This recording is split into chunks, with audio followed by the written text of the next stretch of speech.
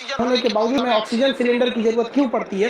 क्या होता है nebuliser, oxygen concentrator, oxygen cylinder, liquid medical oxygen या फिर वेंटिलेटर, इन सब की जरूरत क्यों पड़ती है? इनमें क्या अंतर होता है? देखिए, हमारे वायुमंडल में जो 98% 78% नाइट्रोजन है, जिसका हमारे श्वसन में कोई रोल नहीं होता है। जो ऑक्सीजन है वो मात्र 21% है। तो हम जितना सांस लेते हैं ना, उसका 21% ही हमारे उसमें जाता है और 1% अदर गैसेज है वहां पर।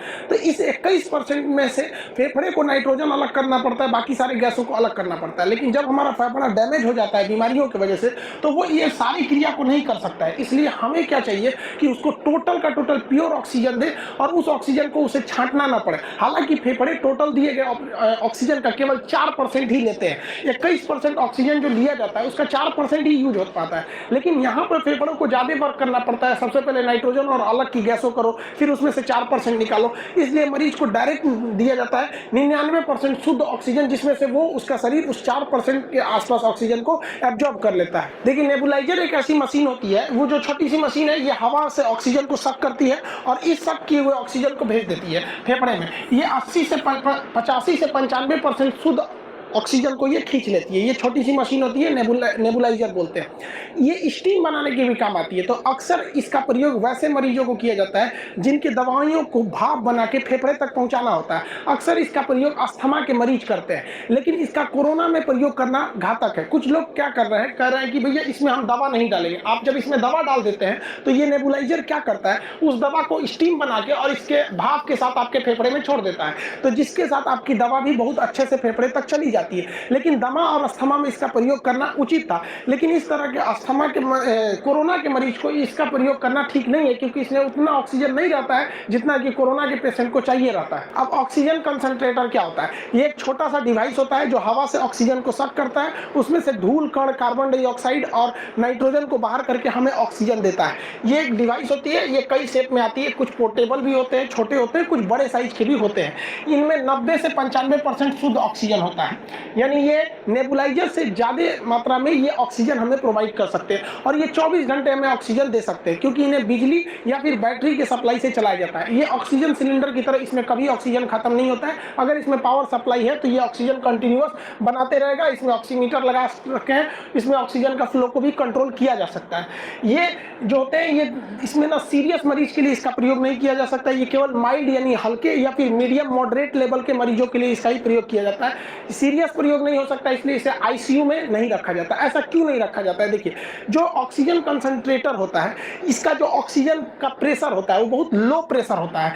ये 1 मिनट में 5 से 10 लीटर ही ऑक्सीजन देता है। 1 मिनट में 5 से 10 लीटर ऑक्सीजन को ये फ्लो करा सकता है। लेकिन जो एक गंभीर रूप से मरीज बीमार है, जो आईसीयू में है, कोरोना एकदम भयानक स्थिति में है, उसको 40 से 50 लीटर ऑक्सीजन चाहिए, जो आईसीयू में रहते हैं। तो ये केवल 5 से 10 लीटर ऑक्सीजन प्रति मिनट दे सकता है, वो लो प्रेशर पे। इसलिए इसका प्रयोग हम आईसीयू में नहीं करते। लेकिन अभी क्या है कि कोरोना के जो स्थिति आई है, इसमें ऑक्सीजन है जिसको मतलब हाई प्रेशर ऑक्सीजन सबको दिया जा रहा है। ऑक्सीजन कंसंट्रेटर की कमी होने की वजह से ये बहुत हल्का होता है, जिस वजह से इसे ट्रांसपोर्ट करना बहुत ही इजी होता है। लेकिन ये काफी महंगे आते हैं, 30 से 50 हजार के रेंज में ये आते हैं। इनमें एक ही खासियत होती है, इन्हें ऑक्सीजन सिलेंडर की तरह रिफिल नहीं करना पड़ता। ये कभी खत्म नहीं होते। इलेक्ट्रिक है या बैटरी है तो ये हमेशा कंटिन्यू चलते रहेंगे। ये ऑक्सीजन कंसंट्रेटर जो होता है वो काम करता है पीएसए टेक्नोलॉजी पर।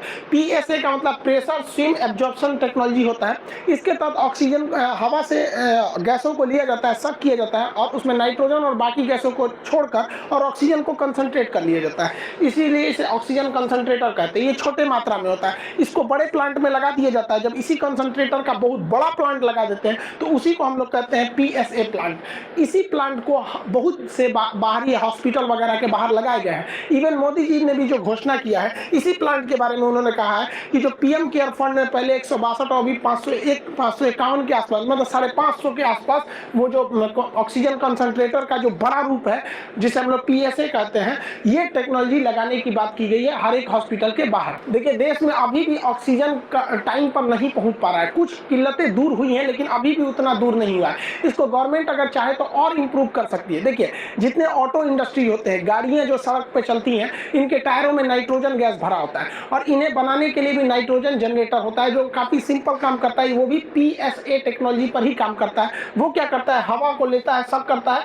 और कंप्रेसर लगाता है। कंप्रेसर के बाद वो क्या करता है, उसको अलग अलग उसके जितने भी पार्टिकल्स है उसे साइड कर देता है और ऑक्सीजन गैस को छोड़ देता है और नाइट्रोजन गैस को एक जगह इकट्ठा कर लेता है। तो और उसी नाइट्रोजन गैस को गाड़ियों के टायर वगैरह में भर दिया जाता है। इसमें एक सिंपल सी टेक्नोलॉजी होती है, एक फिल्टर लगा होता है। उस फिल्टर से जब हम ऑक्सीजन और नाइट्रोजन को गुजारते हैं तो वो ऑक्सीजन को क्या करता है, हवा में रिलीज कर देता है और नाइट्रोजन को पकड़ लेता है, जिससे कि नाइट्रोजन गैस उस जनरेटर के पास इकट्ठा हो जाती है और एक बड़े से टैंक में उस नाइट्रोजन गैस को रख लिया जाता है। और जब आप गाड़ियां भरवाने जाते हैं, जब गाड़ी मोटरसाइकिल या 4 व्हीलर में, तो आपको इस तरह की मशीन देखने को मिलती होगी। ये आपके टायर में नाइट्रोजन भर देती है। जहां इस नाइट्रोजन की बहुत ज्यादा जरूरत होती है वहां इस तरह का चीज प्रयोग करते हैं। चिप्स के पैकेट, नमकीन के पैकेट या जो भी पैकेटिंग सामान पैक होता है उसके अंदर हवा भरा होता है, वो नाइट्रोजन ही गैस होती है। तो ये नाइट्रोजन गैस काफी सिंपल तरीके से बनाया जा सकता है, लेकिन अगर गवर्नमेंट चाहे तो इसके फिल्टर को चेंज कर सकती है और इसी से ऑक्सीजन बना सकती है। क्योंकि यहाँ जो फिल्टर लगा होता है वो फिल्टर ऑक्सीजन गैस को हवा में छोड़ देता है और नाइट्रोजन को रख लेता है। अगर इसके फिल्टर को हम चेंज कर दे और ठीक इसका रिवर्स कर दे कि ये नाइट्रोजन को छोड़ दे और ऑक्सीजन को रख ले, तो जितने ऑटोमोबाइल इंडस्ट्री है या चिप्स पैकेट ये सब बनाने वाली कंपनी है, उन सब के पास नाइट्रोजन गैस का प्लांट है। उन गैस प्लांट से हम ऑक्सीजन इजीली जनरेट कर सकते हैं। और ये फिल्टर बनाना बहुत बड़ा काम नहीं है। अगर सरकार चाहे तो 48 घंटे में ऐसे फिल्टर बना के और एनओसी देके उसे तुरंत तत्काल प्रभाव में लिया जा सकता है। और हमारे देश में जहां जहां भी नाइट्रोजन प्लांट है या फिर गाड़ियों के जो सर्विस सेंटर है वहां वहां इस फिल्टर को चेंज करके ऐसा किया जा सकता है। नेबुलाइजर और ऑक्सीजन कंसंट्रेटर के बाद अब हम समझते हैं लिक्विड ऑक्सीजन। लिक्विड ऑक्सीजन को हम लिक्विड मेडिकल ऑक्सीजन भी कहते हैं, जिसे ऑक्सीजन सिलेंडर के नाम से आप जानते हैं। वो लिक्विड फॉर्म में रहता है। जब आप उसका रेगुलेटर खोलते हैं तो वो गैस का रूप ले लेता है। जिस तरह आपके घरों में खाना बनाने वाला सिलेंडर होता है, जब वो पाइप से गुजर रहा होता है तो देखते होंगे वो लिक्विड फॉर्म में जाता है, इसलिए उसे लिक्विफाइड पेट्रोलियम गैस एलपीजी कहते हैं। इसी तरह इसे एलएमओ कहते हैं, लिक्विड मेडिकल ऑक्सीजन के नाम से जानते हैं। इसे काफी ठंडा टेम्परेचर पे रखना होता है, इसलिए इसे क्रायोनिक ऑक्सीजन टैंकर कहते हैं। ये बहुत ही कम टेम्परेचर पे बनाया जाता है।